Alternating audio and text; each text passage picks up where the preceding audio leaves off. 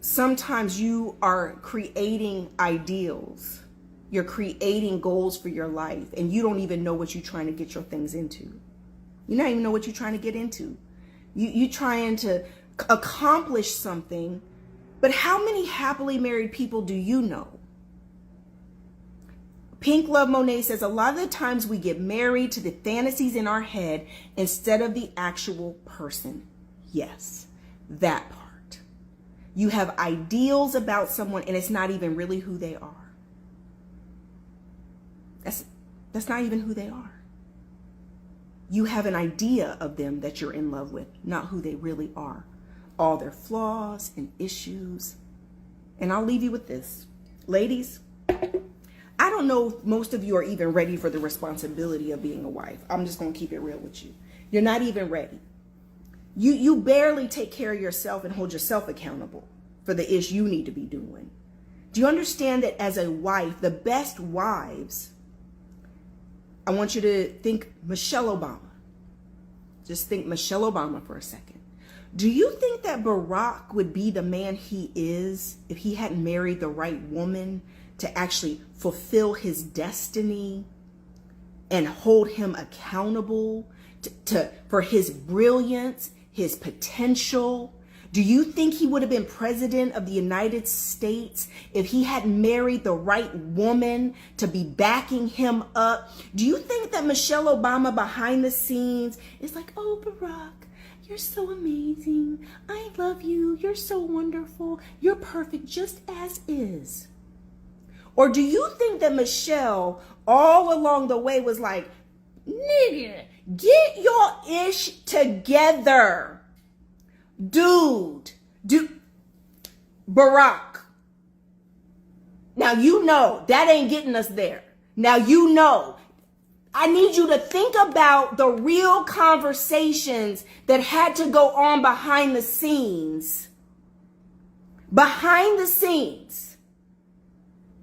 That is holding him accountable to his greatness, his potential, and everything that God put in him for him to accomplish while he's on earth.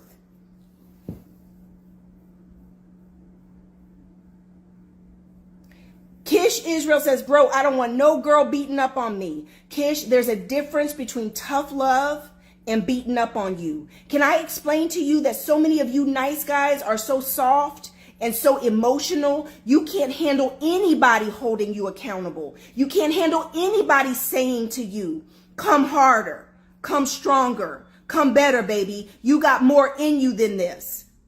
We need to be starting this business. We need to get this going. You need to get in the gym. You got to get this weight off of you. I'm not trying to have you have a heart attack. I made these vegetables because you need to eat healthier. Don't shove them over here to the side and go get you a sandwich. Why? You can't resist the help that God brings you. And that's why most men are not ready to be husbands either, the same way I'm talking about how women are not ready to be wives. You're not ready to come into partnership. You're not ready to come into accountability. You're not ready to hold each other accountable to your greatness. Steven says, I don't know, boss lady. I feel like we used to getting critiqued at every turn. No, Steven, the difference is, sweetheart, when you have a wife and you have a woman that loves you, it's not critique. It is love. It's love. It's accountability. It's seeing you and believing in you for your best and refusing to let you accept anything less than you being exactly who God created you to be. It's not critique. It's tough love. It is feedback that is required in order for all of us to do better. Feedback. There's two parts to self-awareness. Self-awareness, one, knowing yourself and being in touch with who you are, your feelings, your emotions, your thoughts, and your actions. The second part of self-awareness is the awareness of how others see you. How others see you. The effect you have on others and the response you get from people. That's the second part of self-awareness. The other part of self-awareness, which a lot of men are very oblivious to, is how you are seen by others, how you affect others, what you bring out in others, how others are responding to you, or what people think about you. And I know what Stephen is saying. Stephen's been hurt. He's been beat down by women in his life. There hasn't been somebody loving him and sticking by him to love him in all of the vulnerable places. But Stephen, the right woman for you and the wife for you loves you at your worst and believes in you for your best. Loves you at your worst and believes in you for your best. Even seeing you at your worst, she still believes in you. She still loves you. She still knows and believes in your ability and has faith in you. That's love. Love isn't loving somebody when they're just amazing. Love isn't just loving somebody at their best. Love is loving somebody even at their worst.